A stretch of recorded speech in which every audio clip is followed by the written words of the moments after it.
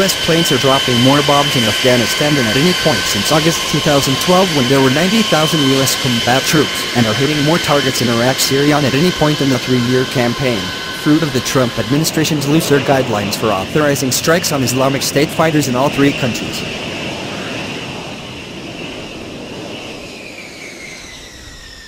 New airstrike totals issued by the Pentagon show that American aircraft have dropped over 2,400 bombs in Afghanistan this year, far above the 1,337 dropped in 2016, as U.S. warplanes seek to roll back gains by the Taliban and incursions by the Islamic State in the country's east.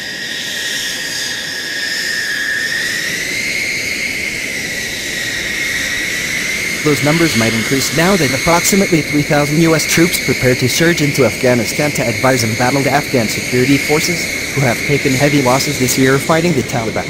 Some of those American troops will accompany Afghan forces in the field, and will have the ability to call in air and artillery strikes.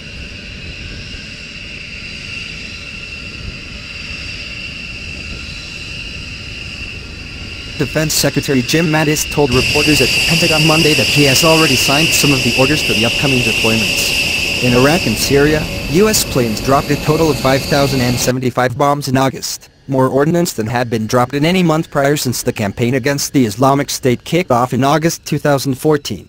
That pace has been kept up all year. Through the first 8 months, 32,800 bombs have hit ISIS targets, more than the 30,743 dropped in all of 2016.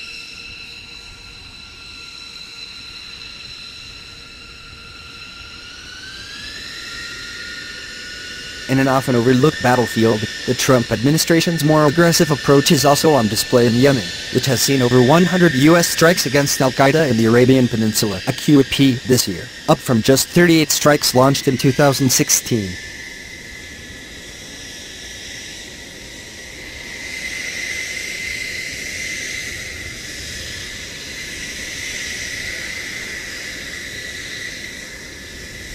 In Iraq and Syria, the air campaign seems to be paying dividends, as the territory claimed by the so-called Islamic State has shrunk to a fraction of what it held after rampaging through those 2 countries in 2014 and 2015.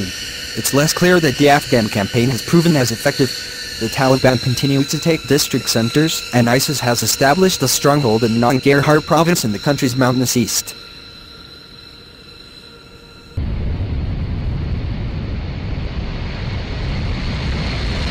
Civilian policymakers and military planners in Washington have been able to outline an end state in any of the countries where U.S. troops are currently on the ground, relying instead on more immediate successes in pushing back ISIS and building the Afghan security forces.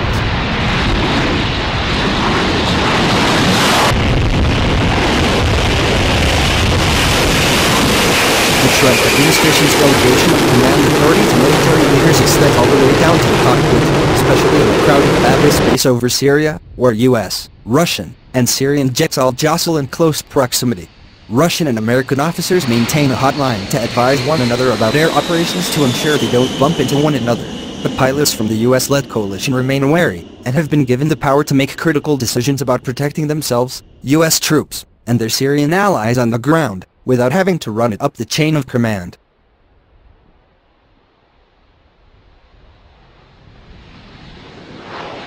The pilots are allowed to take more responsibility for interpreting the guidance they've been given, General James Holmes of the Air Force's Air Combat Command said earlier in the day at the service's annual conference in Washington, D.C. "You can't always talk to somebody," he said.